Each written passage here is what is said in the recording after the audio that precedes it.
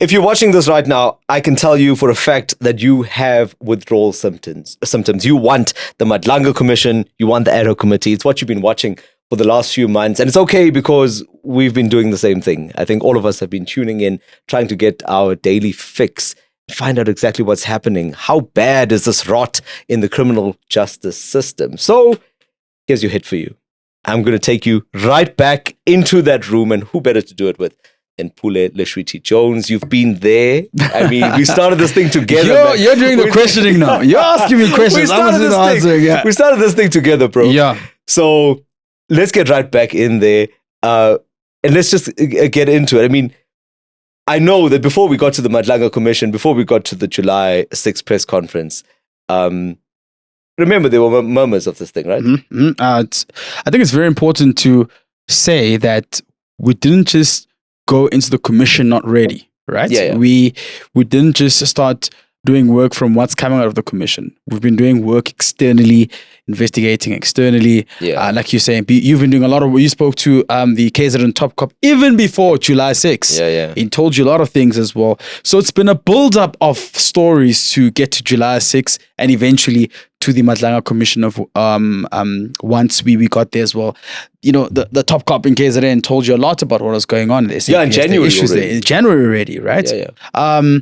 And we saw the 1-to-1 dockets. You told me about your sources confirming about them being involved in the Eastern Cape as well. We covered one of the cases of the late Dasen Thathiah. We spoke to her sister, and she was telling us about how the case was seemingly going cold. It was part of the 1-to-1 dockets which were still being looked into.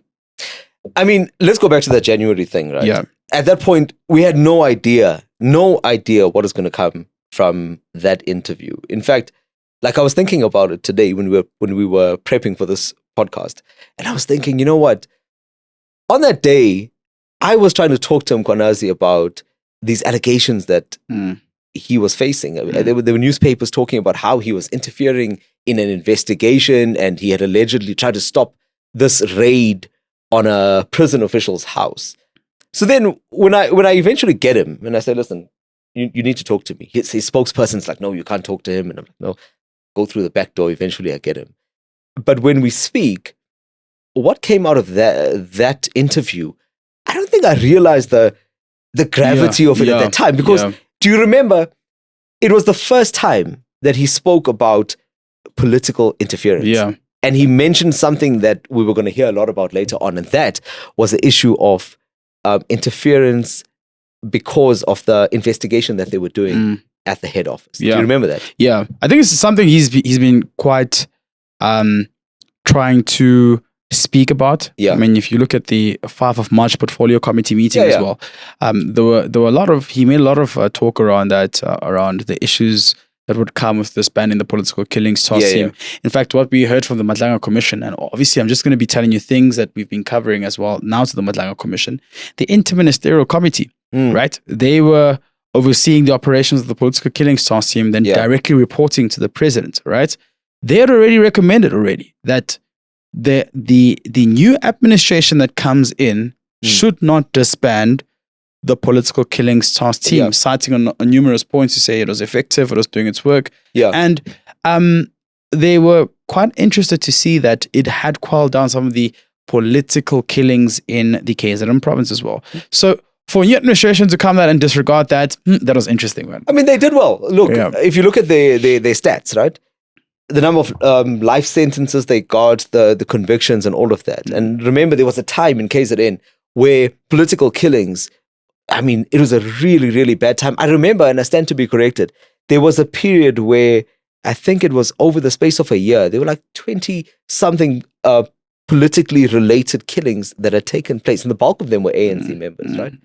So this was something that was really close to Mkhwanazi's heart and others that were working in the space. Dasen Khumalo as well, right? The head of crime intelligence. So you could see that it pissed them off, right? I mean, let's be honest. That's what this whole thing's about. The fact that this task team was taken away so prematurely, immediately, not immediately, we don't know. It pissed them off. So you mentioned the portfolio committee meeting in March. In March, He goes there, and I remember, I think I was the only journalist that was sitting in on that meeting because I knew how important it was. And I sat in and I listened to this winding down plan, and I know that from what we know now, Masimula was doing that thing under duress. I mean, it wasn't something that he genuinely wanted to do. Yeah. And even in that meeting, Mkwanazi said that he had met this person, the name that we were going to hear a lot about. What name is that, Pule? What name came out there? You even interviewed the guy. Which guys? Brown Mokhotsi. I've interviewed so many guys. Brown Mokhotsi, man. It came out there. Yeah. He said, there's this guy from the Northwest. Who was peddling crime intelligence and was in possession of crime. Look, the Brown Mokhotsi testimony for me was comical as well, because he made a lot of allegations and there was questions around how can he test them, how can he be proven? From what we understand, he was the intermediary between like Avusi Musi Cap Matlala, an alleged Big Five cartel member, and of course now on special leave Police Minister General Gunu. I want to know something. Gunu says, Dasen, that the task team had its mandate was over, and that its duty was over, and hence disband them. What did you make of that? That was quite interesting. I mean, here's the thing, right? Gunu, I took this away from the testimony, and I think we're gonna. There's so much to talk about, right? But let's start with him. Let's just touch on that because you mentioned it. My takeaway from Gunu, and you can tell me because you were sitting there when he spoke. But my takeaway was that he made a decision for whatever reason, whether it was malicious or it wasn't malicious, we don't know, right? Because why I mentioned him first is because he is the target, Mkwanazi's target. Sure. Because he was the one that killed the team. So it's important that we talk about him. So he makes the decision, decides, I'm done with this team. While everyone is partying and buying booze and drinking on 31st of December, everyone is 2024. partying there. Where's Gunu? He's at his house. Maybe he's got his specs on. What's interesting, he said he started thinking about it from the 29th of December, 2024. 3 days to make that decision. Here's the other thing. I was with them. Yeah. At that funeral. The funeral that they keep talking about. Yes. I was there with them. Was Masimula there? Masimula was there. Mkwanazi was there. There's a picture circulating where you see Masimula and Mkwanazi at the back and they look at him, Gunu like this. So that was at the funeral, but they didn't speak there. They said goodbye in front of me, which is quite interesting because the commissioners put it to him to say that, I mean, dude, you met Masimula twice in November already before that funeral, and Gunu says only after that funeral did he decide that, okay, I'm going to disband this team. Right. So he says he starts thinking about it. He makes the decision. That's so cool. Makes the decision. But what I took away, and this is where I want you to tell me what your opinion was. I feel like he made the decision, may not have realized the gravity of that decision, whether it was malicious, whether it was influenced by Dehas and Fadil Adams and all that. We'll get to that. And then got to the commission and tried to justify it. Was that your reading of it? Look, here's my thing. I heard from the testimony of Hilda Sentumula, right? The Lieutenant General, who is currently the acting Deputy Commissioner for Crime Detection and Forensic Services, saying that he was still undergoing orientation. Okay. Gunu was still undergoing orientation, and therefore the decision to disband really was irrational. And that's a senior cop as well. Yeah. Right? So from my taking is that he was supposed to consult efficiently and consult enough. He didn't consult. It's like you're going to school, right? Dasen, you're new in high school, and already you're swearing all these prefects, head boys, and you think you run this people off, right? You're still new, by the way, right? So I feel like he was supposed to consult enough with the SAPS officials, find out what's the importance of the team, what are they doing, and then take that decision. But he then says, no, I relied on a feasibility study, a study from 2019 commissioned by the former National Commissioner Ketlas Tole, which said that all task teams must come under the robbery and murder unit. You know about that, right? Basically decommissioning some of the task teams. But he was also asked, if that's the case, why were there still task teams in the Western Cape as well that were still active as well? About 11 task teams within the SAPS, right? Some of them potentially costing more than the political killings task team. Like I know Operation Valumkoti as well. That's not easy. Dealing with illegal mining. Illegal mining. So it's costly. So then it raises questions around why would the PKTT be targeted? But I mean, we're going to get to that in a second. Yeah. Again, so much to discuss, right? But I want to know from you, if you had to name for me can you do it? Top 5 witnesses? Yeah. From the commission, who would it be? Top 5. Yeah, top 5. Like top with, 5. with compelling and explosive testimonies. Like for reasons of importance. Yeah. In terms of of uncovering this. Yeah, no. And obviously for how compelling they were. Sure. Okay, obviously, man. Ntlanhla Mkhwanazi. Obviously, number one, right? Yeah, number 1. Witness D, known as Marius van der Merwe, right? Yeah. I'll also have to go with Witness C, who was part of the political killing task team. Yeah. That evidence, man, like, blew the lid, right? Yeah. We found out about top generals such as General Shibiri and their involvement in trying to look into this issue of the vereniging engineer Armand Swart, him warning the detectives that you're going against people who are quite dangerous. So yeah, for me that was also quite interesting. Dumisani Khumalo as well. He laid the foundation for the political killings task team. He's the brainchild of that. The operations of the PKTT. You remember the 5-pillar approach as well. Yeah. And what he was doing to ensure that his successes in combating rhino poaching could be emulated in the work of the PKTT. It was a quite constructive and fairly important methodology that the SAPS was using. Last one. Okay, last one. Me and you are gonna have to share this one. We're gonna see. Who's it gonna be? Oh, last one. Julius Mkhwanazi. Wait, hold on. No, that was interesting, man. Hey. No, what's a guy? Hey. Yeah. How much? One bottle. We need 7. How much water did that man consume? I need to know this. Look, so I was sitting on the other side. Jeff Wicks from U24 was sitting with us on the other side. He tanked just about 7 to 8 bottles of water. Sure. And that explained that I need to go now. Yeah. The bathroom break. Not honestly. And at some point, I think the commissioners were getting irritated as well because you're disrupting the flow of the questioning and the testimony. And yeah. So yeah, that was interesting. That's my top 5. Okay, makes sense, right? Now, do you remember at the time the social media blew up over this, right? Yeah. At the time, when I think it was on the first, maybe the second day of Mkhwanazi's testimony. Sure. There was an article that was entitled something about Mkhwanazi speaking, but where's the evidence? Social media blew up. I remember X going, no, it's an agenda and all of those things. And, the pro-Mkhwanazi clan were like, can't be talking about this man in this way. So I suppose a fair question to ask you now, having been there, is after Mkhwanazi spoke, having watched all of these witnesses, are you seeing the evidence? Look, it's a very good question, D. And what I can tell you is that there are witnesses who've come to the testimony with evidence. Right. With recordings, with screenshots, basically trying to corroborate what Mkhwanazi was saying. But then again, there are witnesses who've come there with hearsay evidence. I think that's a big difference, right? Yeah. Coming there saying you're a spy, you worked for the MKM constituencies of the ANC. Yeah, CIA agent. You were born in this year, then this year.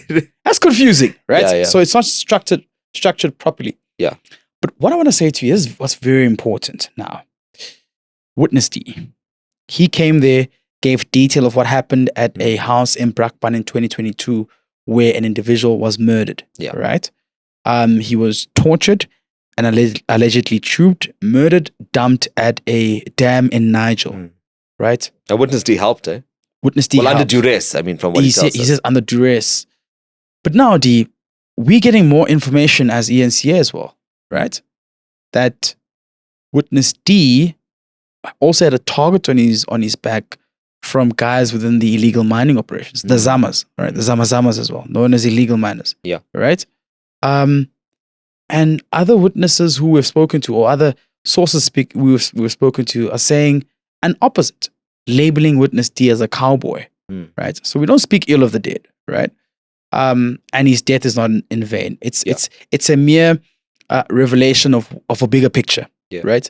But what we're seemingly finding, D, is that as much as Witness D might have gone to the commission, it seems as though there are still outstanding pieces of the truth to what really happened. So where are we? We're sitting here with a big puzzle. Yeah. We've put the pieces together, some of it. Some of the pieces we must throw away because it seems like it's absolute bullshit. Yeah. I mean, just on the face of it. Yeah, right? yeah. So, but from the stuff that we can use, it almost looks like someone took two different puzzles and threw them together, and we must separate the pieces that we're using and the ones that we're not. Yeah. But let's say from the pieces that we are using, how far in building this puzzle are we now? From what you've seen. Yeah. We've been there for 3 months. Yeah, exactly, yeah. Been there for 3 months. Look, we are getting somewhere. What's definitely the picture that's coming out currently is that, believe it or not, our criminal justice system is in trouble. Yeah. It's on the brink of collapse. If there isn't any urgent interventions. Crime intelligence, the battles in there, quite worrying. You know about it as well. Yeah. EMPD, there's factions in there. It's clear. There's a glaring picture that we're beginning to see as well. Yeah. We haven't touched much on JMPD and TMPD and, of course, correctional services. But what I can tell you is that at JMPD, one of the guys who was allegedly involved in the murder of Arman Swacht was part of the K9 unit, and he's from JMPD as well. What does that tell you? There are police officers who were working with members of the Big Five alleged cartel as well. Wasn't there a JMPD officer there on the 6th of December? Yes. You also have Michael Pule Letshwiti-Jones as well, who's a seasoned police officer. Yeah. Right? But now accused of working with some of these suspects who were involved in that murder, the likes of Katiso, KT Molefe as well. Right? But also, what we realize is that it seems as though there's no boundaries for the private security sector as well. Right. They're seemingly now involved in some of these, like Witness D was saying, some of these alleged murders. They were supposed to be in some kind of task team, right? Apparently, they got letters from Julius Mkhwanazi to say they can work with EMPD. And according to Revo Spies, the former police commissioner in EMPD, he says, no, this was irregular appointments. And some of these EMPD members had criminal records. Right. And they were not properly vetted. These are the people that are meant to be, these are the people that are meant to be keeping us safe. It's crazy. It's crazy. What was the most outrageous, most outrageous bit of evidence? I laugh. Yeah. It's a serious matter, but I laugh because it is just that ridiculous at times. You know, when you're sitting there and it's a little bit like when you go to school, you didn't do your homework. And you go to school and you give the most ridiculous, or your friend gives the most ridiculous excuse to the teacher, and you sitting there in the back and you're like, just like, I mean, I've had those moments. Yeah, it's like watching the commission, right? So, for you, most ridiculous moment that you saw? Nah, that's to be Julius Mkhwanazi. What's the story? Yeah. But also, Brigadier Mukwena. Yeah. From the Tactical Operation Management section of the Hawks. Yeah. He said he did not instruct the team outside Katiso Molefe's house on the 6th of December to stand down. I stand to be corrected. Yeah. He said he was not part of that. But then the commissioner showed him on a WhatsApp text where he was instructing the team. and he says, I don't read the WhatsApp. He says, nah, this is fabricated. This is altered. Yeah. I don't know. This is a whole senior general. You know, for me, this is like. I mean, there were also contradictions, right? Yeah. And what I think helped us was that we were also on the sidelines of this monitoring the ad hoc committee. Yeah. So where there were kind of overlaps and the same guests or the same witnesses were at both, we were able to then look at what this person said here, what they said there, take a piece of information from here and try and corroborate. Yeah. So in doing that, I'm sure you picked up some lies like I did. Or at least, where people were being economical with the truth at the very least. Yeah, no. Some of the statements did not make sense. Yeah. And the commissioners you would have seen, they can, unlike the ad hoc committee. Yeah. Commissioners could easily pick up if you're lying. Yeah. Or if you're not telling the whole truth. Again, Brigadier Mukwena. Yeah. He was called to come back to the commission. Yeah. Because his statement didn't make sense, right? It seems as though he omitted some very crucial information. Yeah. And what the evidence leader, Advocate Lee Ncube, people are very fond of her. They're like, very beautiful, intelligent woman, I must say. Focus, Pule, focus. Focus, yeah. She was told by Mokwena's lawyers that he will not come. Yeah. He says, no, my lawyers say advisor mustn't come. In fact, they will decide when to come. They're still thinking about what he should say. So those are just some of the moments where you would see that this information does not make sense. It's not corroborating what has been said there. And yeah. You know what took me by surprise was when you had that exclusive interview with Julius Mkhwanazi. Yeah. And he said, Kat Matlala, I don't know Kat Matlala. Yeah, I don't have any relationship with him. Which that interview was trending, by the way, afterwards. Yeah. But then what surprised me was, just take me back into the room, because when he was at the commission, he didn't even need much prodding to get to the point of where he said, well, he gave me money and he helped me here and he helped me there. Like, yeah, that's true. It was almost like an admission. Self-willing as well. Like he was, yeah. So like he implicated himself. It just on that front. Why do you think it played out that way? Like why do you think he was not defensive to say, no, I don't know him at all? Like, because surely he would have remembered that he went on the record and told you, I don't know him. I think hat off to Advocate Matlala as well. Yeah. The evidence leader. She's brilliant in dissecting information and putting it before a witness as well. She already had the bank statements and transactions to show that money was being sent to Julius via Kat Matlala's account as well. And I think he could not deny that. I think it was quite there. But where you are quite correct, Dasen, is why did he lie when we asked him, when we had an interview? Did he think maybe it wasn't going to come up at the commission? I think so. For a very long time, what we see about this commission is that many of these implicated senior officials within whether EMPD or SAPS or crime intelligence, I think for a long time they thought they would never be caught. They didn't think that 6 July would ever come, where a brave cop would take the podium or hold a media briefing and expose all of these shenanigans. So when I interviewed him, like you're saying, he said, I don't know Kat Matlala. Right. Never worked with him. I don't know him. Confidently so. Yes. Yeah. Yes. But he then goes to the commission and says, this guy's my brother. Yeah, we're close. We have a relationship. Tight. Yeah. He sends me money. I didn't have petrol money.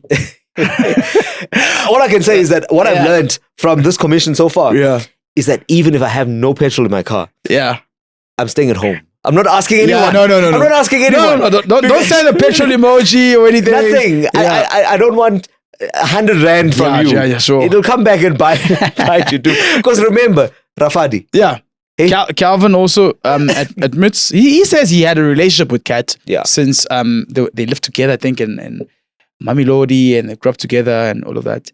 And therefore, he said that, look, he didn't see any issue with wanting to, get assistance from him financially or whatever it is. But like, while there may not be any criminality involved there is a question of ethics, my brother, which I think has been brought to the fore to say, okay, but like then you were taking interviews, talking about. I mean, there were text exchanges. Yeah. Even talking about how you're going to structure the interview, right? That for me was, I was quite disappointed because this is one person would speak to when you're having media interviews as well. But he says, I spoke to him a few days ago, and he says that he wants to clear his name. Yeah, he's adamant. He wants to go to the commission. Okay, he wants to self-correct. So I think that's a very first important step. To acknowledge that, yes, I did this. At least, yeah. And I want to go to the commission and tell them the truth. But Pule, look, I mean, there are so many players in this. Yeah.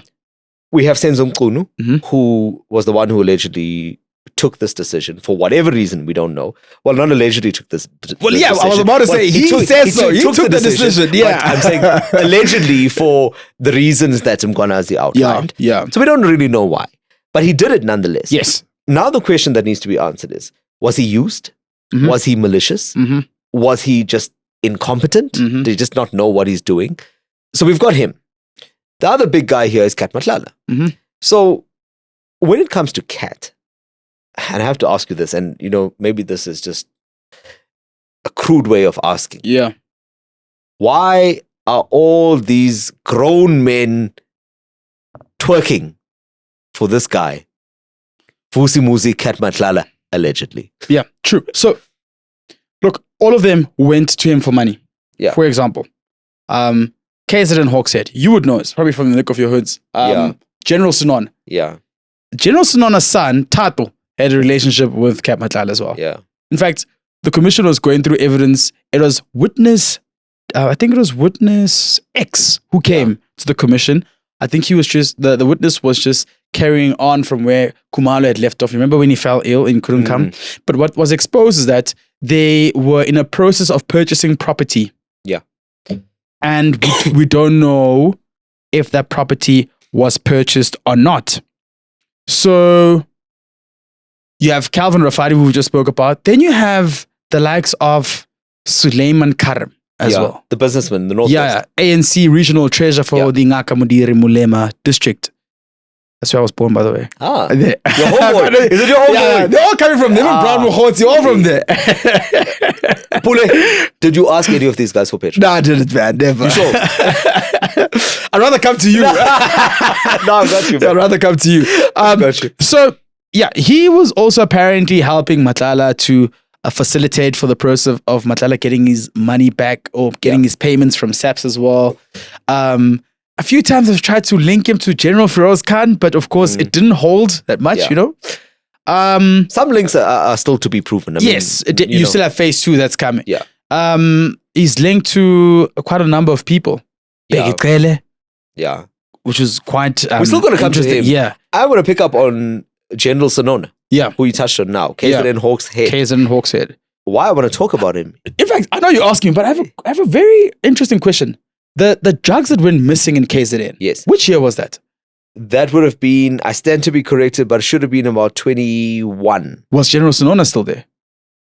I think Sonona would have come in. You're testing me now. Yeah. Because he hasn't been there very long. Okay. So, all right. I think I need to check exactly when he was there. Yeah. But you're talking about the Port Shepstone disappearance, yes, right? Definitely. When they were at the Hawks it was a very big story. Yeah. I think it was, So again, I'm not sure exactly who it was there, but what we do know, it was the Hawks officers and it was in Port Shepstone. So who was the head? We'll see. Yeah. But why Sonona is important is because something very interesting came out from Matlala's testimony. Okay. And I know we're talking about the ad hoc committee now, but what's interesting is because he spoke about that meeting, right? Where Mkwanazi met with him. Yeah. And we must be clear now. Yeah, at the ad hoc. General Mkwanazi. So I'm just trying to There's a lot of information in my head. I know, like a you bedtime story. Yeah. So yeah, we had a conversation. We spoke about this. About that meeting, right? We had a telephone conversation about this. Yeah. Suddenly, people were like, "Oh, so General Mkwanazi met Matlala. Like, why did he meet him?" But what was interesting was how Matlala positioned this meeting, and why I'm talking about this is because Matlala positioned it like in terms of the facilitation of the meeting, right? In that, he spoke about the fact that he had a relationship with Sonona. Yeah. And that they're close. So, again, you spoke about something just now about ethics. Yeah. Is it ethical for a senior police officer to have that kind of relationship with a suspected criminal? We'll get into it, but for example, Bushiri. Yeah. Right? Known as Major One. Hey, I'm glad you came back. I'm glad you came back from Malawi, bro. He said, I reported my case to the former National Commissioner, Ketlas Tole, who referred me to the Minister of Crime Intelligence then, Bongani Bongo, who referred me to Arthur Fraser. It doesn't make sense. If you get robbed now, where do you go? Yeah, you go to police. Police. Yeah.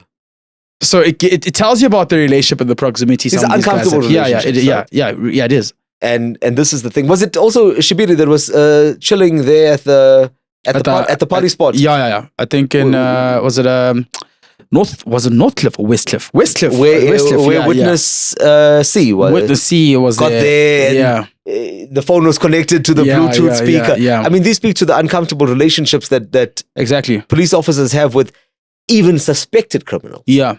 And I mean, those are the things that make us uncomfortable. And that's what creates a trust deficit between the police and the public as well.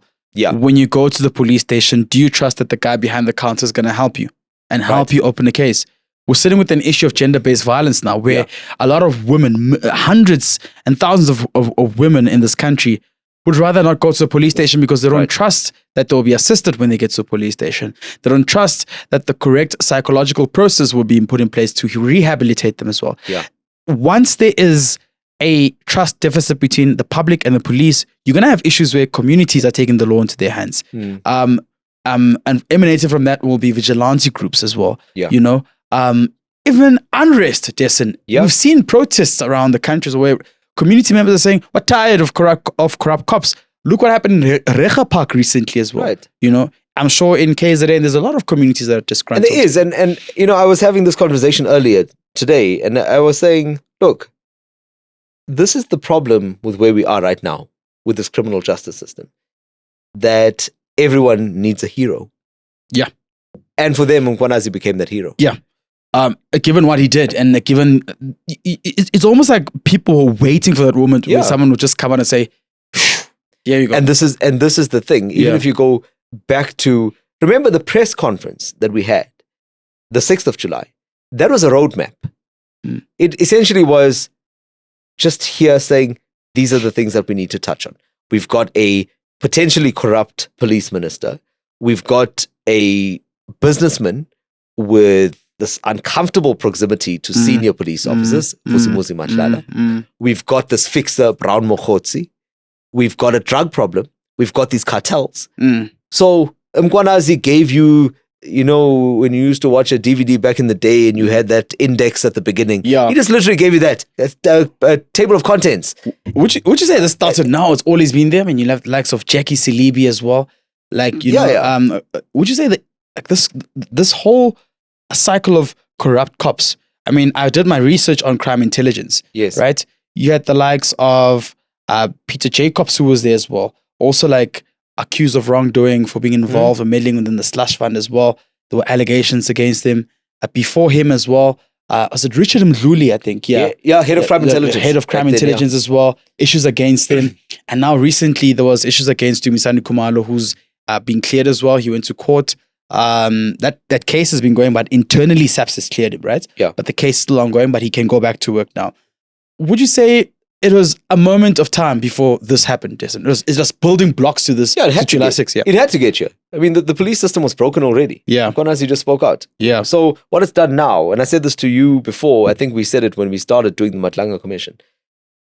Even if nothing happens as a result of the Madlanga Commission, we are still more empowered because we start to understand how bad the situation is. You realize that you can't trust anyone.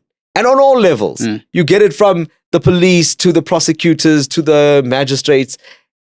And even if only some of it is correct, it's still enough to worry us. I want to know from you, because people that have been watching may be tuning in and tuning out, but you've been there, you've been sitting physically in the room. I've been monitoring it remotely. I was there at the beginning and in and out and keeping tabs on it. Let's build this picture for the public. What is the picture that we are seeing? We know Mkhwanazi's picture. There's the big five. There are these cartels that are controlling politicians and police officers and trying to do their deeds. Does that picture remain, or have you built a new picture? Because there's a lot of information, like you said. We need to bring it home for people. What is the problem that we're facing now? So you're probably wondering, I'm on my phone, right? So as much as there's notes here, I know the production manager, Ayab, will be quite upset, but we're getting updates that there is possibly a possible arrest on the murder of Marius van der Merwe. So we're just trying to track that. I'm waiting for a confirmation. We know that in the morning there are people who were brought in again for questioning. So I just want to make sure that we verify that. And of course, once it's verified, I can then break it here on this podcast, but we're waiting. No, I'm glad. You're honest breaking stories. You're honest on the phone. I'm glad. One thing about you're honest on the phone. If you're watching this, you must know Dasen is honest in his phone. Breaking stories every look how I'm behaving now.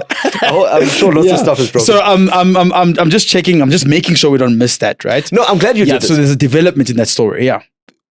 I'm glad you did it because of this reason. Yeah. I wanted to talk about this. Yeah. The thing with the Madlanga Commission and everything that's happened since the 6th of July has meant that even when you're off duty, you're not off duty.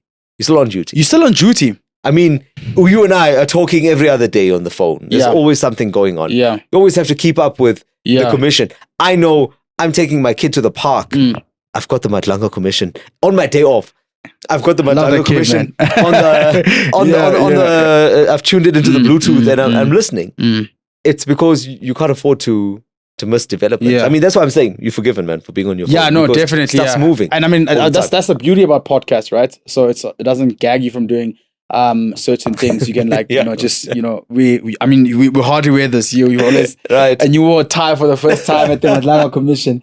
It's quite interesting, man. I don't like a tie. I don't like a tie, dude. But yeah. So what's the picture? Let's go back to your picture. What are you going to bring home to the viewer? If someone didn't watch all of this at all and they hardly paid attention, but they come into this and they're watching this podcast and they go, man, what did I miss in 3 months? What would you tell them you missed? So basically, let's break it down and indicate the structures. There is phase 1, phase 2, phase 3. Yeah. Right? There's what you call a rule 3 notice. Rule 3 means we are calling you to come and answer. In simple terms. It means you are accused of wrongdoing, come answer. Yeah. Simple. All right? Phase 1 are the likes of Nhlanhla Mkhwanazi, KZN Top Cop. And I keep saying Nhlanhla Mkhwanazi because it's Julius Mkhwanazi. You don't want to confuse him. Yeah. Fred Khumalo, Dumisani Khumalo, you know, all of these guys. Too many Khumalos in the SAPS. Yeah.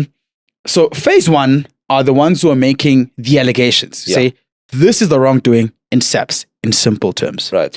Phase 2 are the ones who are saying, I did not do this. Yeah. In fact, here's the truth. So it's the rebuttal stage, right? It's the pushback stage. Phase 3 is the cross-examination process. So those in phase 1 come back and answer to what those in phase 2 have said. Yeah. You've got 2 reports that must be released. 3-month report, interim report. On the 17th of December, mind you. That's next week Wednesday. Are we getting there? The commission is adamant that they'll release that report. No, but are we getting there? Well, we're done.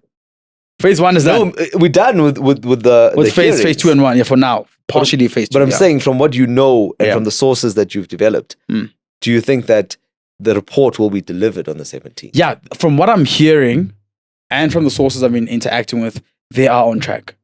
Okay. It could be any time from now. Yeah. They will have to present the report before the presidency. So they are on track. They are on track.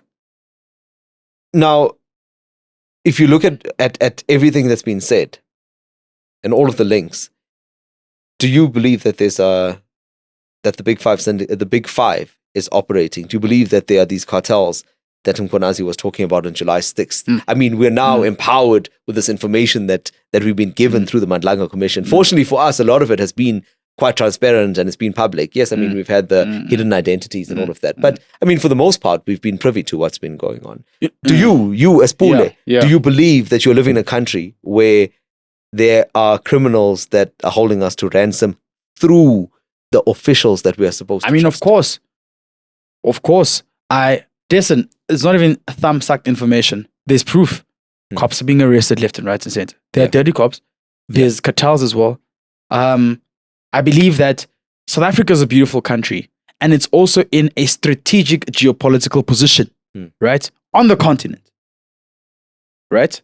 To get to Asia, if you're shipping and things, you come through us, you go to other side, or you're coming from the North America or South America, come through South Africa. There's ports of entries. You go all the way to Asia. Depends how you want to go, right? Our ports of entries are very strategic, but criminals have realized that there's loopholes within the system. Right. Bushiri told me, I fled through the very same corrupt system in your country. I pushed back and I said, yeah, but that does not make you right either, because you abuse the very same corrupt system. You're complaining about it. Yeah, but that's problematic as well. Also doing it. So I believe that it is true. And I believe that there's a bigger picture beyond what we saw at the commission. Okay. I believe that perhaps maybe there are even much more dangerous cartels that SAPS hasn't touched on or they don't know about, right? It cannot just be Katiso Katie Molefe and Vusi Musika Matlala. Remember, the graph wasn't completed as well, the Matlala, or the organogram that was being illustrated at the commission as well. So, and again, Dumisani Commander said, look, there are more. Yeah. He just can't say they're still in investigations going. So I do believe that South Africa has become unsafe, Dasen, but it has the potential to be fixed. There are very good men and women in blue who are trying to fight crime. Which big names are still coming to the commission? Kele still needs to come there. Kele still needs to come. Vusi Musika Matlala needs to. Is he going to come though? They're trying to bring him in. Okay. I mean, like physically bring him there or a remote. I mean, he's like the main character in this whole story. You have to bring him in. If you're your second report is going to be complete. You think he's going to be in Burberry again? Yeah, he is. He has. Yeah. Swaggy swag. So yeah, I think he is. They are going to call him. General Sibiya will come. Yeah. Stuart Shanik maybe will be there as well. Right there. Yeah, I know. He's going to be upset Phase 2, iPad is going to come. I know iPad is coming. Yeah. General Sunona is coming. Yes, He I was think in January. Yeah, in January. He moved his... yeah, you remember. Yeah, he moved his testimony. Yeah, so there are still a number of people that are going to be there. So, I mean, we've had lots of people coming in here, right? Yeah. I remember on the very first day or the second day when I was sitting there with you at the commission, one of the things that caught my attention was that there was a mention of the presidency putting pressure on Masimula, asking Mkwanazi why he withdrew a team from Richards Bay Minerals, because these police officers had essentially turned into the private security guards of Richards Bay Minerals. And on that day, I remember asking myself, oh, the presidency. So the president was the one who established this this commission of inquiry. Now, already on day 1 or day 2, we've got a mention of the presidency here. And it wasn't the first time. In fact, recently now, General Gunu said, I spoke to the president about it. And he said, okay, and he was happy with it. He just noted it. Yeah. But essentially that he didn't debate it. Nope. So now the question is, if everyone else has to come to answer, does the president have to do so? Again, you spoke about Richards Bay Minerals, correct? Yes. And Mkwanazi wasn't happy with what was happening there. Yeah. Interference again from the higher echelons of SAPS, right? Also questions around the interest at Richards Bay Minerals. That story, this one is one that's very interesting. Perhaps maybe one day we'll look into it. Like the killings that happened there and what was going on there and the intervention that was perhaps interrupted, right? The president will come, but in camera. So we can get him there. In camera, maybe, where you will not be able to see him. This is why media houses were arguing that we want to see every witness, because the president could come here and say, I'm coming in camera. We're never going to know if he's going to be there. But I spoke to Vincent Makwenya, the presidential spokesperson, in, I think, early, was it September, right? And he said they will respect the decision taken by the commission. If summoned, the president will avail himself. The president is willing to avail himself before the commission. And that's based on, obviously, the interview I had with Vincent, and it'll really depend. I don't think the president has been at the Zondo Commission before. I don't think he's got anything to hide, if any. He's perhaps will be wanting to lead by example, right? I think he'll be shocked or surprised. No,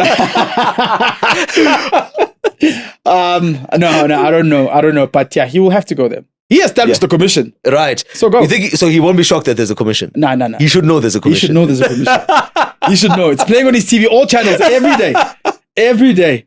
You should know. Okay. No, I'm happy. I'm happy to know that there's potential for him to be there. Okay. So look, we I think we've been through the highlights, right? Yeah. Cool. We know what's come up, the important bits. Yeah.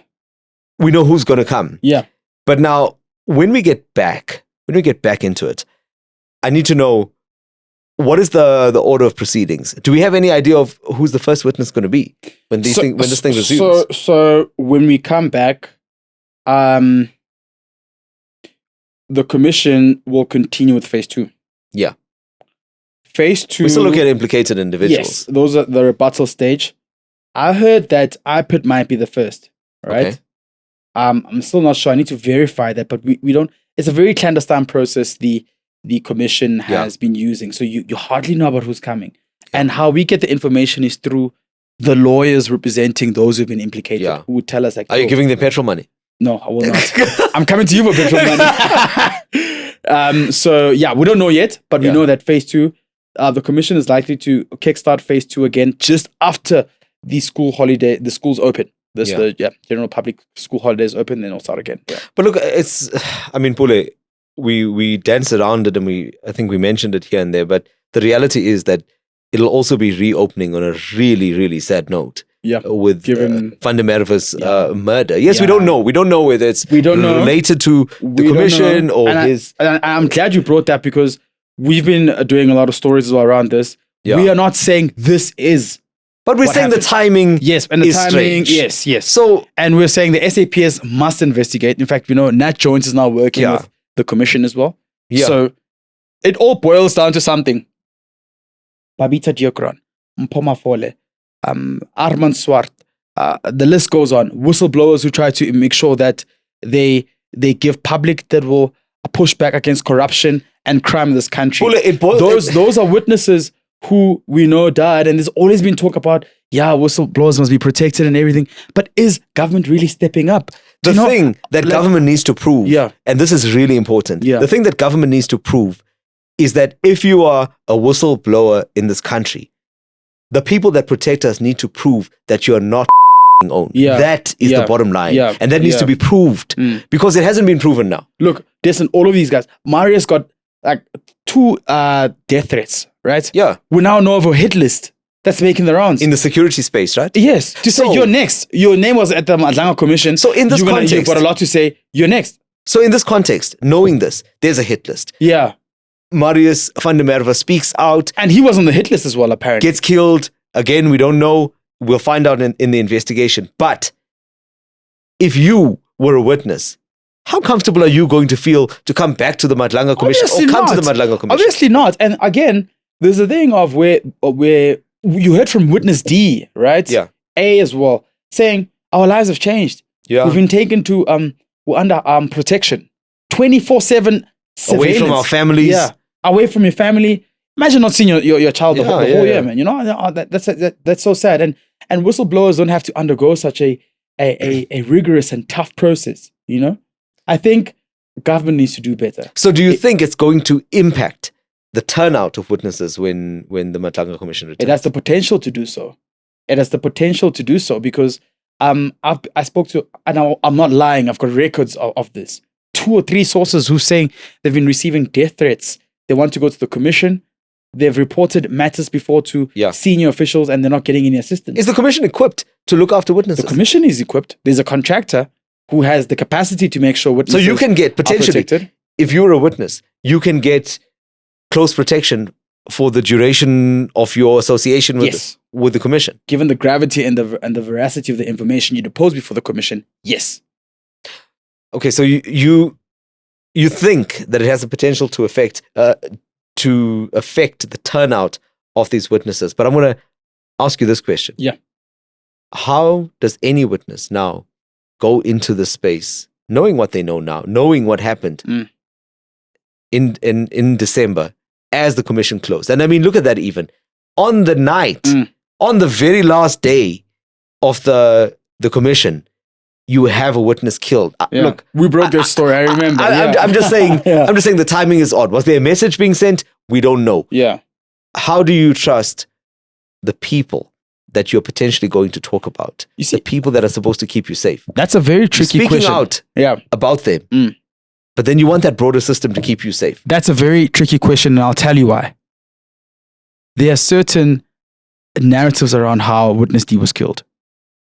The police need to complete their investigations and take us into confidence as a nation to say, this person was killed as a result of 1, 2, 3, not related to the commission. That may boost the morale of the witnesses who still want to come to the commission. But if police come and say, this was related to the commission, I'm telling you now, that has the potential, like you're saying, to derail some of the witnesses coming with sensitive information before the commission. Pule, been a pleasure. Yeah. I can tell you one thing that I know for certain. Dasen Gunu, at least this year, he's going to be able to enjoy his New Year's Eve. Yeah, for now, he's going to spend Christmas. The man is okay. Brown Mahoti too. I mean, like, imagine the pressure of having to... Mahoti is very funny. I must tell you something. So we once waited at the Sandton police station. He said, we interviewed him just the night before with colleague of Matlala. I said, no, it was just after the PKTT raided his business premises, or rather, search and seizure operation, right? He said to us, the following day, I'm going to Sandton, come at 7 a.m. I'm going to give them my gadgets. Yeah. We got there, waited 7, 8, 9, 10, 11, 12, 1, 2, 3, 4 p.m. Yeah. Brown, where are you? His response, relax, chief, I'm still watching ad hoc committee. 5, I was like, fuck it, I'm going. Okay, you know what? At least he's got more time on his hands to watch it. But I can tell you one thing. Serious. And I can tell you, we can talk about this thing for hours. We're probably going to continue this conversation off camera. But you know what? Next year, when we get back into this thing, it's going to be lit. All of your updates are going to be right here. This man is going to be inside. I'm going to join you. I hope you're coming back. I'll be back. We need to get your room here, okay? I'm going to be back in Pretoria. Yeah. This is the place to find it. I tell you now, it's going to be and we'll ask crazier a certain politician to transport you. Can you put it? No. This is the place to be. It's going to be amazing. It's going to be intense. 2026, Madlanga Commission and the ad hoc committee continues.